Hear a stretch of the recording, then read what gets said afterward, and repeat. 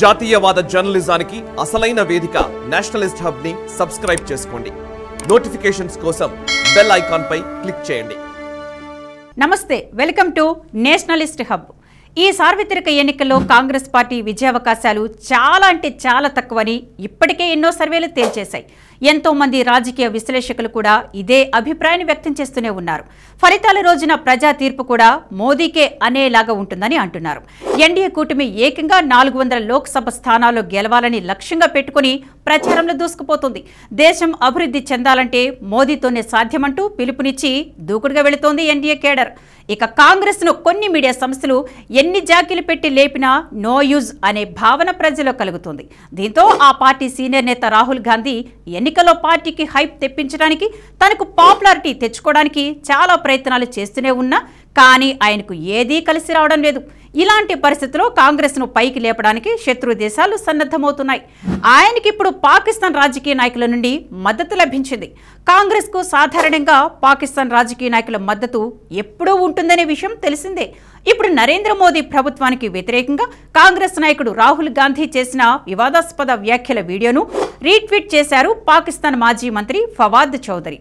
అలా పాకిస్తాన్కు చెందిన ఓ పెద్ద రాజకీయ నాయకుడి నుండి రాహుల్కు మద్దతు లభించింది. రాహుల్ గాంధీని ప్రమోట్ చేసిన ఫవాద్ చౌదరి రాహుల్ ఆన్ ఫైర్ అని రీట్వీట్ చేశారు. గతంలో భారత్ మీద ఎన్నో విద్వేషపూరిత వ్యాఖ్యలు చేసిన ట్రాక్ రికార్డు ఫవాద్ చౌదరికి ఉంది.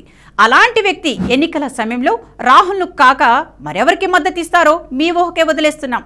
అమితాబ్ బచ్చన్, గౌతమ్ అదానీ, ముఖేష్ అంబానీ లాంటి ప్రముఖులు రామ మందిరం ప్రాణ ప్రతిష్ఠ కార్యక్రమంలో కనిపించడాన్ని రాహుల్ గాంధీ ఒక పబ్లిక్ ఈవెంట్లో తప్పుపట్టారు. ఆ వీడియోను కాంగ్రెస్ పార్టీకి చెందిన సోషల్ మీడియా ఖాతాలలో అప్లోడ్ చేస్తూ వస్తున్నారు.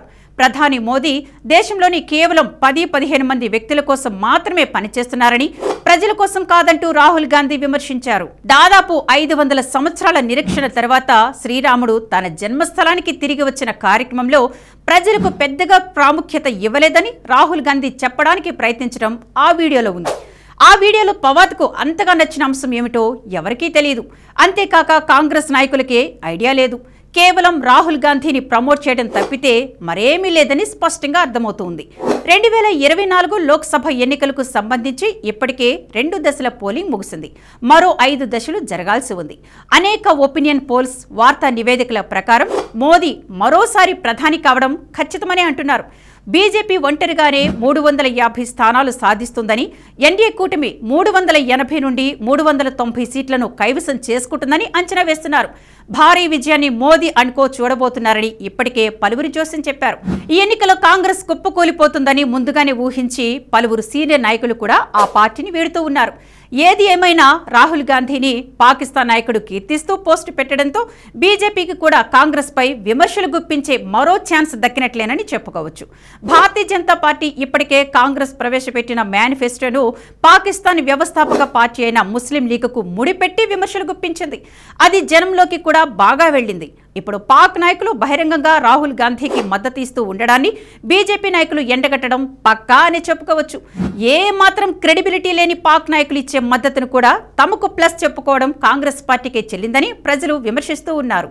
ఈ వీడియో మీకు నచ్చినట్టయితే లైక్ చేయండి, 10 మందికి షేర్ చేయండి. అలాగే కామెంట్ల రూపంలో మీ అభిప్రాయాలను మాతో పంచుకోండి. Nationalist hub group of channels ను సబ్స్క్రైబ్ చేసుకుని తెలుగునాట జాతీయవాద జర్నలిజాన్ని ప్రోత్సహించండి. ఈ వీడియో కింద ఉన్న బెల్ ఐకాన్ పై క్లిక్ చేయడం మర్చిపోవద్దు.